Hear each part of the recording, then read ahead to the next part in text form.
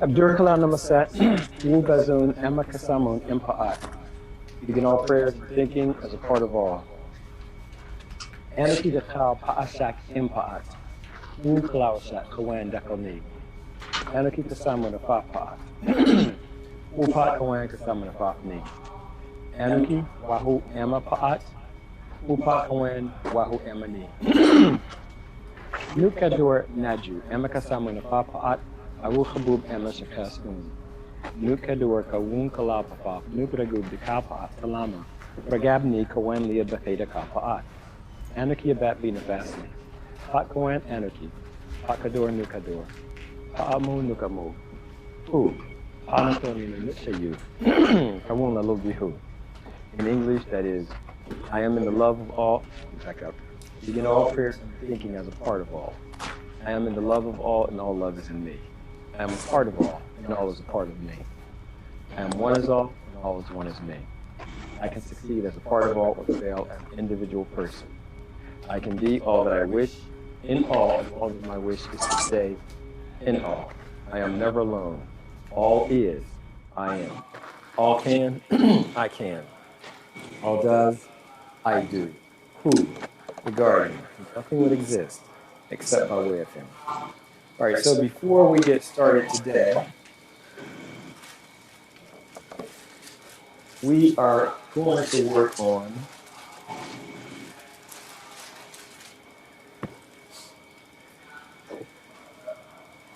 our own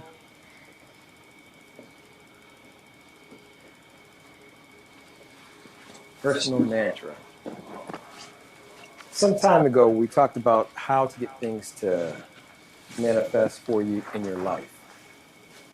And we talked about how all thoughts have size, weight, shape, form, color, quality, and power. Your thought is everything you think is real. Those chemicals are going through your brain, producing a real effect based on what you're thinking. Now, the subconscious mind cannot differentiate between what it vividly imagines and what is real. Therefore, when you vividly imagine something, your brain treats it as real and starts moving you in that direction. The reason why people don't achieve what they want to achieve is because they give up on their vision. You've heard of the power of positive thinking, or I don't refer to power of positive thinking, or focus concentration. It's a bit more than that. It's like an artist. As an artist is drawing, they might start with an outline. That's normally where people stop and give up. But an artist will then start doing the shading and adding in those details to where when you look at the product, you're just amazed at how did this person produce this incredible art? And it's all coming from his or her mind.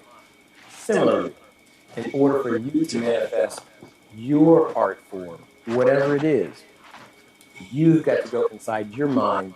And just as that artist developed that painting or that drawing on his or her easel, you've got to develop that picture in the easel of your own mind. And then when you do that, find yourself in that particular act, it coming to you and you coming to it. But you've got to have perseverance. You cannot give up. So how do you have that perseverance? That mantra. Your mantra is something that you'll say at a minimum 3 times a day. And to come up with an effective mantra, it has to have certain things. 1, you. Okay. 2, the energy. And 3, your objective. So if there's something you want, like a recording studio, I am thankfully receiving my recording studio, or it has to be in something like this. First of all, anytime you use I am, your subconscious mind is on record. So if you say, I am pissed, then your subconscious mind will say, all right, let's do things to keep him or her in this pissed state of mind. Or I am thankful. And your subconscious mind says, all right, let's put him or her on an avenue to where thankfulness is going to increase. So you have to always be aware of what you put after I am. I am thankfully receiving, and then whatever your objective could be anything. And then I would advise making your objective big. I was going to say don't ask for small things, but it's on you. But always dream big. Just like in a lawsuit, when a lawyer's going to sue somebody, they might sue for $1 billion, end up getting 500 million. But the point is, shoot big. Make your dreams large, because it's your dreams. So they don't need to be small. Does that make sense? All right, so as we're reading through the mind, I want you to think about what your personal mantra would be and come up with your own personal mantra. And we're going to start tracking these from today to see what is going to manifest. You don't have to share your mantra just if you don't want to, but do have in mind what your mantra is as we're going through the mind scroll today. Any questions on that? I'll leave that up there. Dolly, Coretta, any questions? No, no questions. All right, so where do we leave off? I have no idea. I think we left off beginning of 37. Page 37? Yeah. From the unreal to the real. Ah, yeah, I think you're right.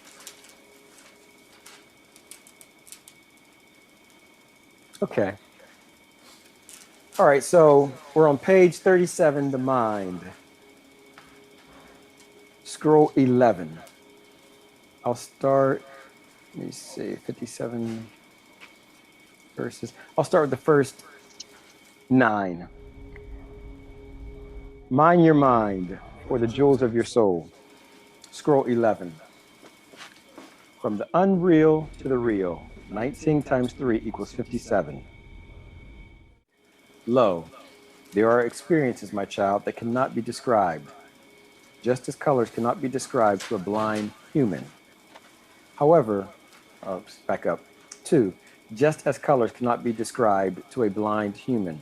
3, however, all ordinary experiences are limited by time, space, and the law of cause and effect. 4, normal awareness and understanding do not transcend these bounds. 5, finite experience is measured in terms of past, present, and future. 6, the concepts of time are illusory. 7, for they have no permanence. Immeasurably small and fleeting. 8, immeasurably small and fleeting. 9, the present cannot be grasped. I'll stop at 10. No, I'll stop at 11. Both past and future are non-existent in the present and therefore are unreal. All right, so before I continue, he had mentioned in cause and effect. In 3. However, all ordinary experiences are limited by time, space, and the law of cause and effect. Now, this little scroll called The Sacred Wisdom of the Grand Hierophant Tahuji is one of my all-time favorites. And it talks about the 9 Tahuji doctrines, one of which is the doctrine or patalam of cause and effect. And so and according to Tahuji, all of your life experiences will sum up to one of these 9 Tahuji doctrines. And the 6th doctrine is the law of cause and effect. And I'll just read that. real quick.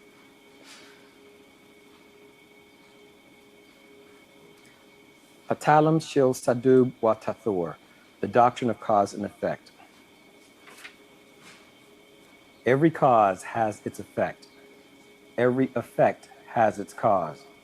Everything happens according to law. Chance is but a name for a law not recognized. There are many planes of causations, but nothing escapes the law. And law is, all things happen in the all. All is affected by things in the all. That too, written by Panabab Yanun. All right, so what do I get out of this? And I think Alani read this last time.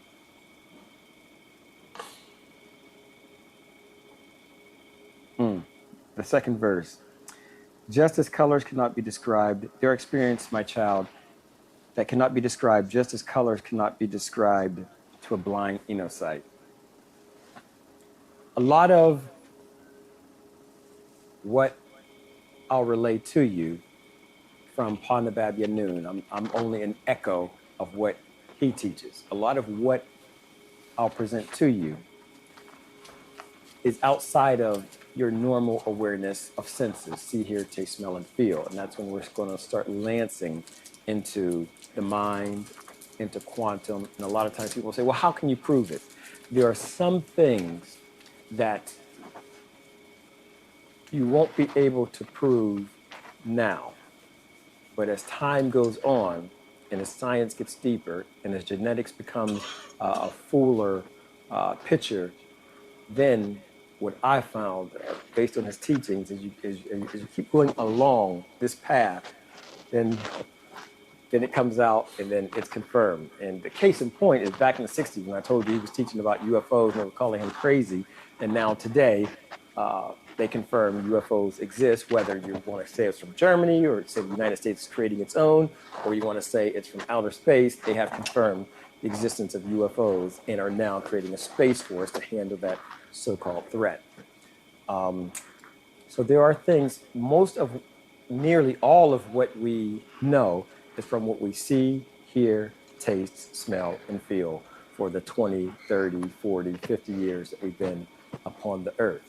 That's very limiting. There is so much more to know than your 30 plus years of seeing, hearing, tasting, smelling, and feeling. I say that to say this: always keep your mind open. There is no limit to your mind except the limits and the parameters that you put on it. Does that make sense? All right, so we'll, for the next 10, what I stopped at 10, 11 through 20, can you take that, Dolly? Okay, you said 11 through 20, right? Yes. Okay. And therefore are unreal. 11, and therefore are unreal. 12, ye live in a world of illusions. 13, with meditation comes freedom. 14, freedom from fear of death. 15, most of ye mortals ponder that death is the end of existence. 16, however, in fact, death means only the extinction of the present name and form. 17, the greater the identification with name and form. 18, the greater the fear. 19, living a righteous way of life induces detachment from name and from form. 20, it makes one aware of the ever-changing nature of the body. Read 21. 21, and of all phenomenal existence. Okay, and what is your synopsis? That when you identify too much with who you are in this world, that's what makes you fearful. So living righteously will help you to stay, I guess, I don't want to say disconnected, but just not identifying with this life too much. Okay, that's good. Thank you for your input. Any questions or any comments on what Dolly just read? All right, I'm going to piggyback on that. Detachment. Living a righteous way of life induces detachment from name and from form. When you're on a path of facts, confirmation, then you realize you are consciousness sporting a skin suit. This skin suit is not you. If Tito, if you were to lose your right arm, would you still be you? If you were to lose your legs, would you still be you? If you were to lose your complexion, would you still be you? Then what makes you you? My soul, my inner being, not the physical. Okay, not the physical makeup of you. That is true. Most people identify, and I should say most people, a lot of people identify with their skin suit as being them. And this is one of the reasons there's so many problems dealing with race or religion, because a lot of people are identifying with what the skin suit looks like, where the skin suit is, meaning depending on your geographical location, you were brought up Christian, or you were brought up in Judaism, or you were brought up in Islam, or you were brought up in Buddhism, and people are identifying with the skin suit, and the skin suit is what's causing, not the skin suit, but the identification with the skin suit is what's causing all of the problems.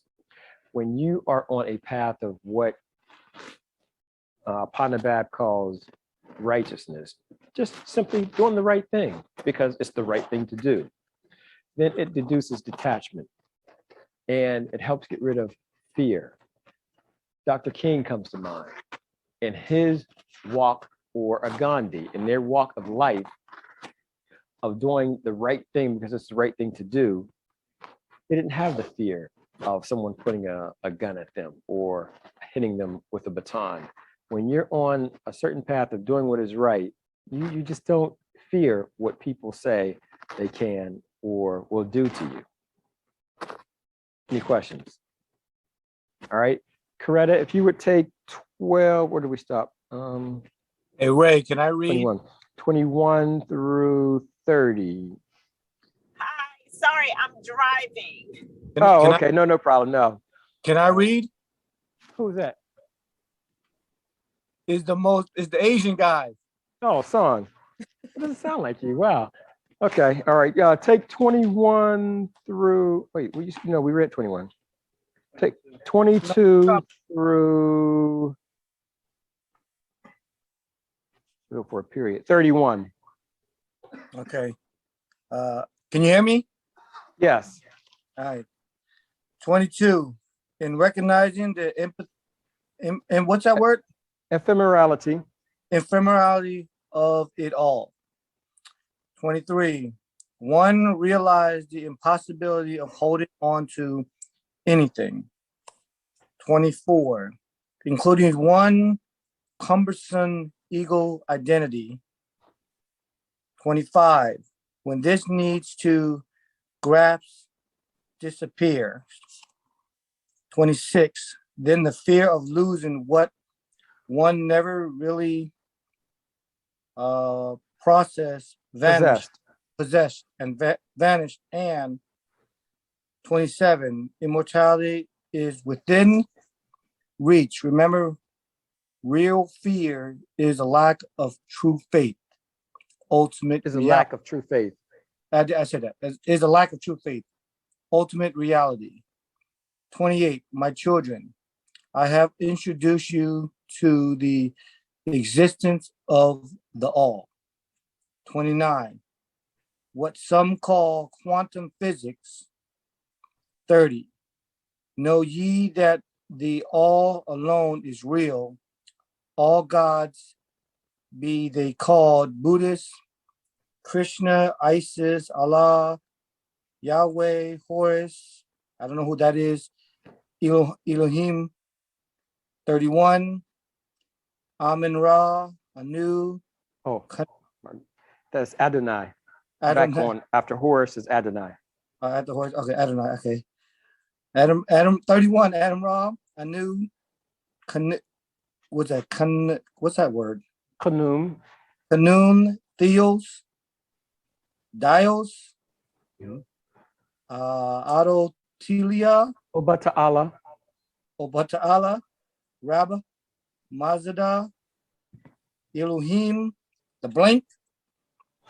All right. Osiris. Allah. Allahumma. Allahumma. Superior being. Supreme being. Supreme being. Atun. Creator. Sabit. Sabet. Shango. Huh? Sabet. Yeah, Sabat, Shango are all in all.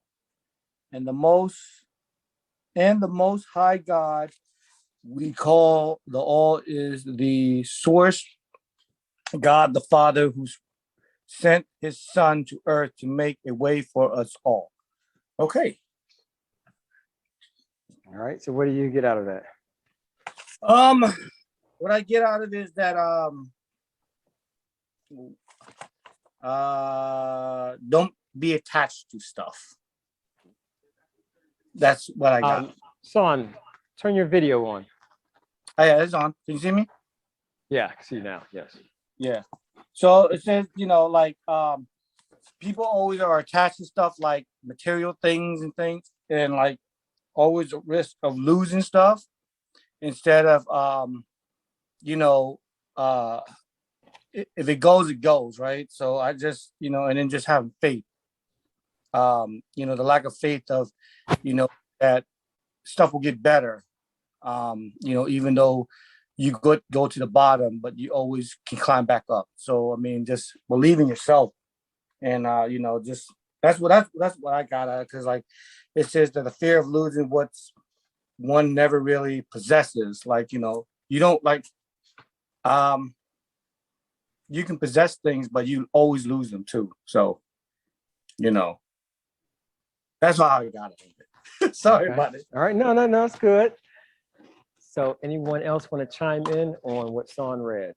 Like what I got out of it is you never there are times that you feel but as I said, whatever faith you were born into with it, they name all the God's name, which is Allah, Dios, Obatala, Shango.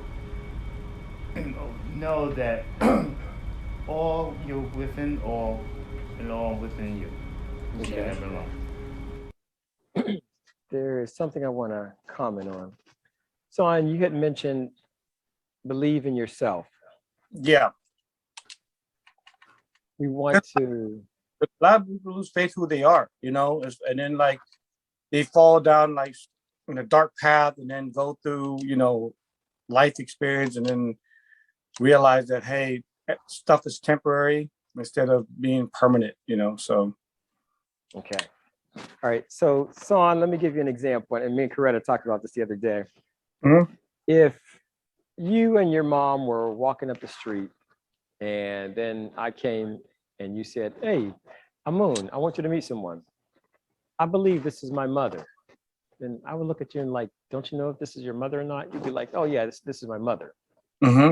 So going back to belief is a subtle confirmation that you don't know.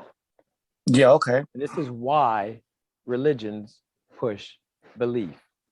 They'll say believe or have faith or have hope, which is a subtle confirmation that they don't know. Because once you know, you don't have to believe. Once you know yourself, you don't have to believe in yourself. Once you know your mother, you don't have to believe this is your mother. Okay. So one of the words we want to extricate from our vocabulary is belief, because it's a subtle confession that you don't know. Does that make sense? That makes sense. Okay. Anybody have questions on that? Alana, you're looking like you're thinking. No. Okay. All right. Thank you, Miss. Let me see. I was going to comment on something. On 31, God the Father who sent his Son to earth to make a way for us all. And when you read Buddha, Krishna, Isis, Allah, Yahweh, Horus, Adonai, El Elo, as we talked about in our last meeting, every people has had a messenger or a warner sent to them to either warn them about the path they're on or to help civilize them to a new level. Those would be considered the children of the all, even as we are all children of the all, but those would be warners. And everyone has had a warner. And for whether you got the guidance from Confucius, Zoroaster, you want to say something? Zoroaster, Muhammad, Horus. Horus is who people call Jesus today, meaning everything that you read about Jesus from the Bible or the Quran and all the things that he did are traced back to Horus. They were first recorded that Horus or Haru of ancient Egypt did it.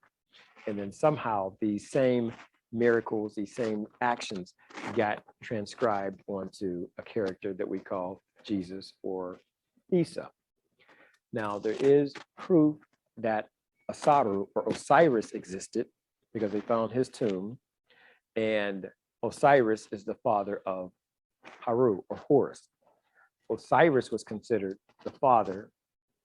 Aset or Isis was considered the Holy Mother. And then Haru or Horus was considered the savior or the savior child. This trinity of beings was taken from ancient Egypt and transcribed onto what people call the Father, the Son, and they got rid of the woman and put in the Holy Ghost, in this case, which would be Jebrail or Gabriel. But that whole concept, the reason why they haven't found a Jesus, a Mary, a Joseph, a manger, or anything to identify to that Jesus was real was because the story was actually copied from ancient Egypt. So that makes sense. But again, I have to say what Pop says, or Padnavat Yanun says, don't believe me. You got to check this out for yourself. Only then will it become real for you. All right. So now we are at which one? 30. Okay. 32 through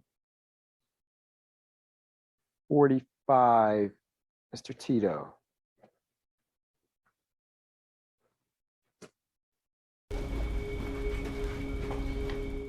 The world of illusion is unreal, and idol worship is unreal.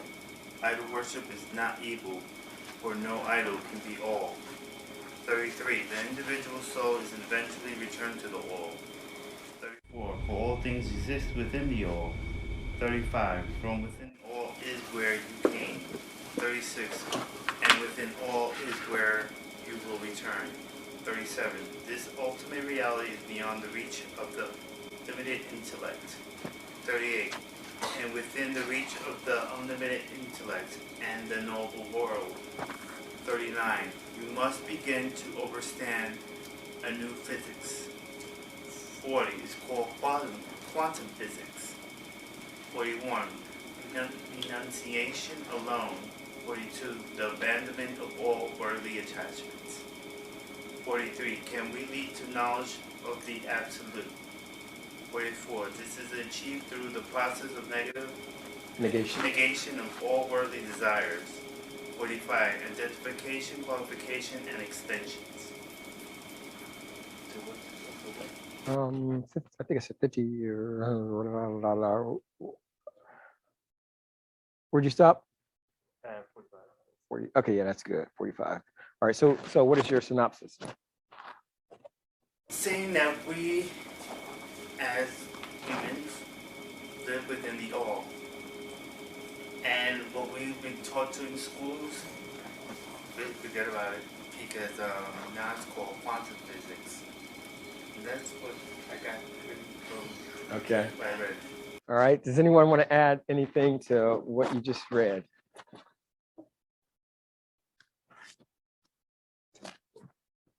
All right, so there's a lot in there.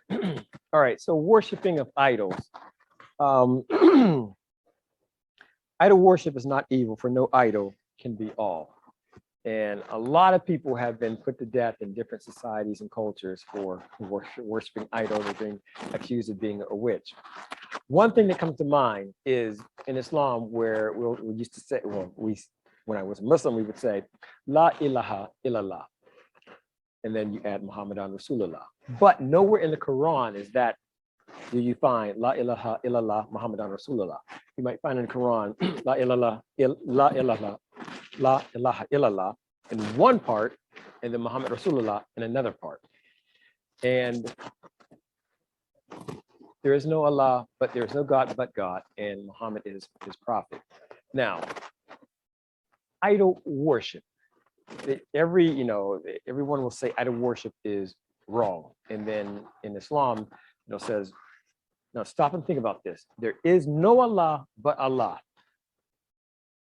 Now, if there is only Allah, why would Allah need to say, have no other Allah before me? Or there is no Allah except Allah. Or as a Christian says, have no other God before me except God. If there is no other God, and for the Christian, if there is no other God, how can I have another God before you? And in the case of Islam, if there is no other Allah, how can I have another Allah before you? Like if I were to say, if we look at outer space, and there's just outer space.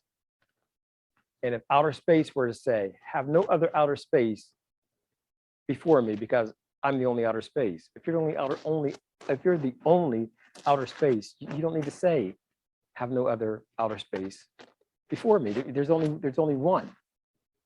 This is a subtle confession that there are more than one. And we talked about that 2 weeks ago when we talked about Elohim and Allahumma. The all. All of this is in the all. From within the all is where you came. And to within the all is where you will return. The journey is short, it's within itself. From one, we got many. There's Abrar, Saeed, Alani, Tito, Travinci, Coretta, Dolly, many individual units, all within all. And the journey is back to your realization in all when you're starting to shed your ego of what you think makes you, different from me, different from Alani, different from Saeed, different from Abrar. When you start to shed what you see, hear, taste, smell, and feel, and then you start to experience your higher senses, intuition, psychometry, telepathy, missing one, intuition, psychometry, telepathy. I forgot that you have 9 senses actually. Psychometry, intuition, telepathy. The other one escapes me. But you start to feel that you're connected to other people. And so when you say, I am never alone, you might say that, I might say that as Amun. Saeed might say that as Saeed. Alani might say that as Alani. I am never alone.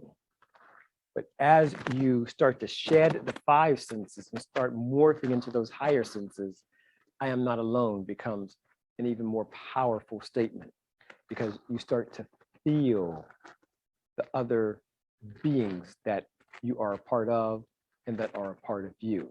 Okay, so how do you expand your senses from 5 to 9? How do you do it? All right, well, first let me get the 9 senses.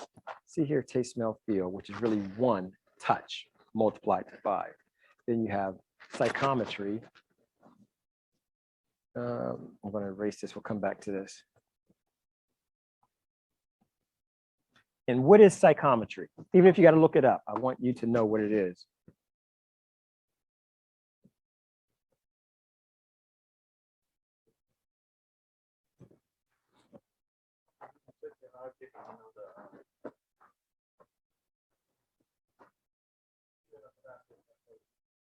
Yeah, okay, exactly. Psychometry is when I can pick up an item and get a reading of who held that item and get some facts about who that person is that held that item. Whether it's a stranger or like someone you know. No, it could be a total stranger. Like if I didn't know, if we just came in here and I picked this up and I'm saying, okay, a little girl held this. Her name is Katie, and she's yay foot high, and you would get certain images based on the remnants left on this pen. Similar to how animals sense things. If you had a dog, let's say Alani had a dog, and then Alani was sitting there, then he went somewhere else, and then his dog came in here, and his dog was sniffing around. His dog would know that Alani sat there because something from Alani is still there. Similarly, humans have psychometry, where you can pick up remnants of who had an object just by touching that object and then being able to link to that point in time to say, oh, this was held by so-and-so, and give something about that particular event. That's psychometry. The other one, your other higher senses is intuition, clairvoyance, that's the other one. Intuition. What is intuition? Gut feeling. The gut feeling. Okay, a gut feeling. Talk to me about a gut feeling. Like let's say you walk into a place, you have this gut feeling saying, you know, you should return back home. It's not safe. Okay. That's what a gut feeling is. It's telling you either something or someone may have harm to you, or something that is about to happen that may cause harm to you. Right.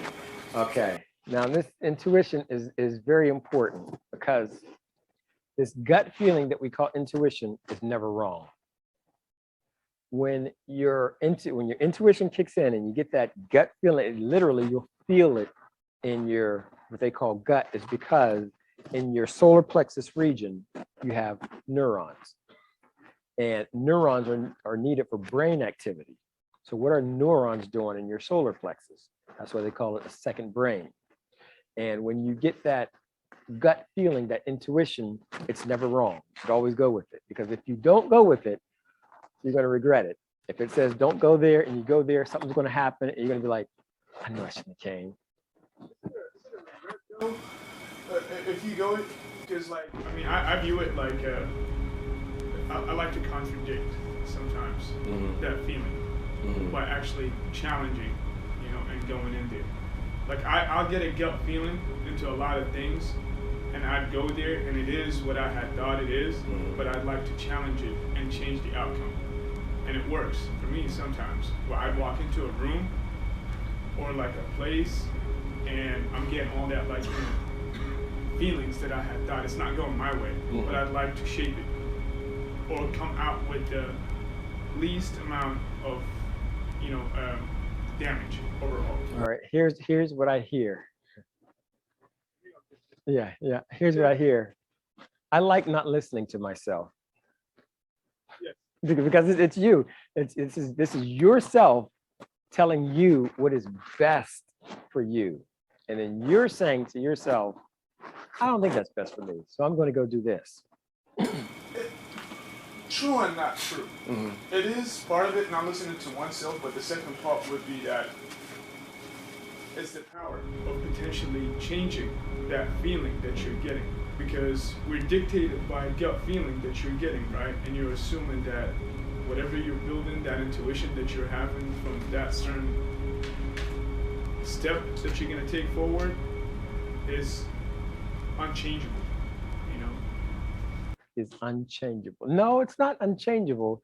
It's your inner self, from Alani's body, Alani's spirit, Alani's soul, saying this is the path that Alani should walk. And then Alani is saying, no, I'm not going to walk this path. I'm going to challenge that path and walk a different path.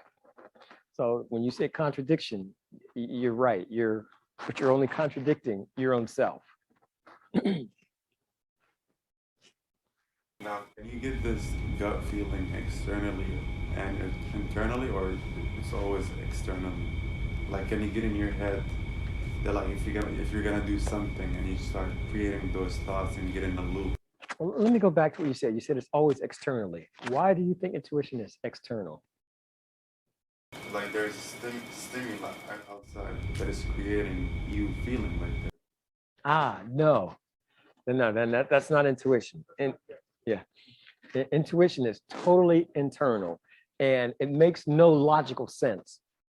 It's like just the example that was given. You're getting ready to go to a party, and something just inside of you says, "Don't go." It's not because anything happened at the party, or you've been to plenty of parties before and they were fine. But this is just this boding feeling saying, "Don't go."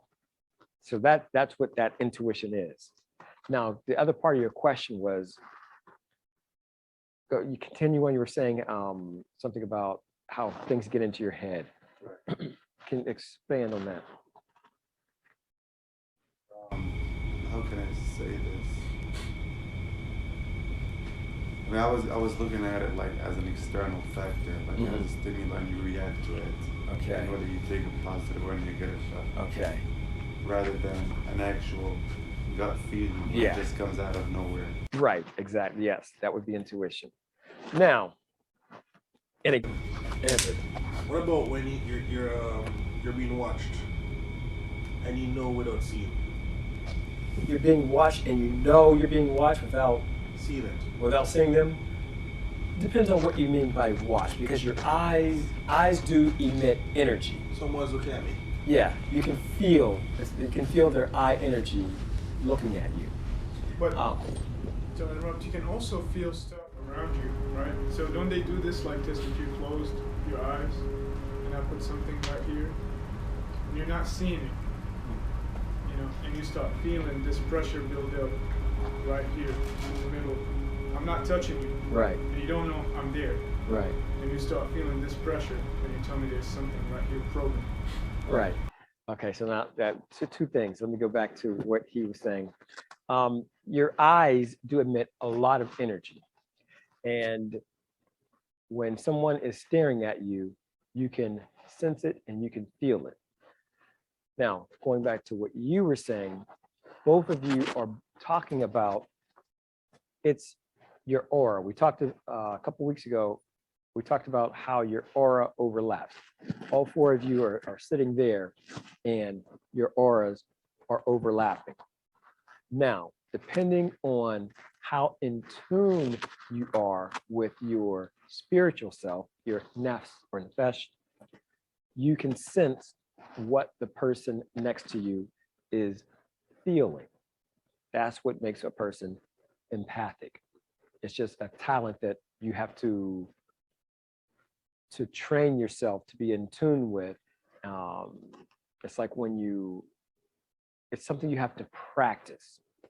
Now, when somebody comes into your aura field with your eyes closed, your aura already picks them up.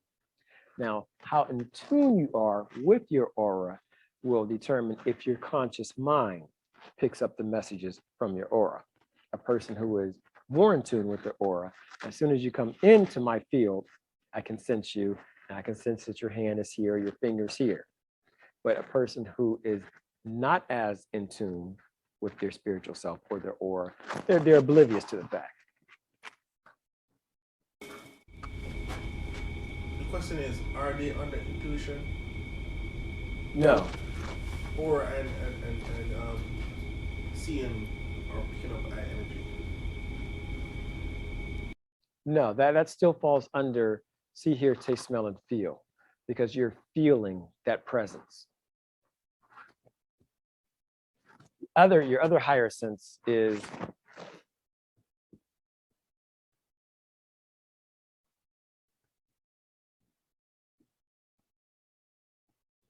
what is clairvoyance?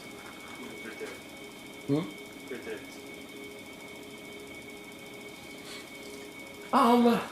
Not quite. All right, look at the word clairvoyance. Third eye to see clearly. To see clearly, right. Clairvoyance is the ability to see clearly And Isn't that fall under seeing what I'm not? well, you're not, it's not seeing with your eyes. Clairvoyance is being able, how do I explain clairvoyance? A clairvoyant person would be able to see distant things similar to astral traveling, but you're not astral traveling. You're sitting right where you are and being able to see something somewhere else. Today they call it, what do they call it in military terms? Remote viewing. They call it remote viewing. Governments are studying clairvoyance, you know, to get a leg up on the enemy, so to speak. And they're developing soldiers that have, they're called remote viewers, that they're practicing clairvoyance, being able to see something going on in a room that's a distance from where you are. And then the last one is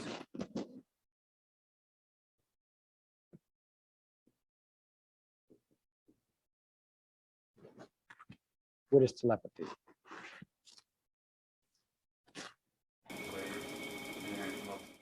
Multiple places. No, but I It's am like going a to come mind to that. connection kind of thing. Is It's it? like minds connected Right. somehow. Right. It's like telepath. You can read their mind. Hmm? You can read their mind. Well, yes. Or communicate. Yeah, you can communicate mind to mind. Now, what Panabab Yanun taught us is that, as he said, some people will be taken from Earth to Sirius, others to Orion, and some to Risk. And he says, for those that are fortunate enough to go to Rizq, and I'll come to what Rizq is, he said they, as Rizgians, don't use verbal communication. They communicate mind to mind. And you'll know what everyone is thinking at all times. Like if we were all Rizgians, we would know what each other are thinking at all times. There's no need for verbal communication. Now, the thought of that scares some people, because people don't want to know, people who have identified that this is me, their own ego identity, they don't want other people in their thoughts. But people who are ready to grow, they welcome that type. Like I'm ready for that type of life, for people to know, you know, everything about me, and I know everything about them. That, to me, that's welcoming. To other people, it's very fearful, and I can understand the fear of that. Now, what collapses all of this, the reason why we haven't developed this is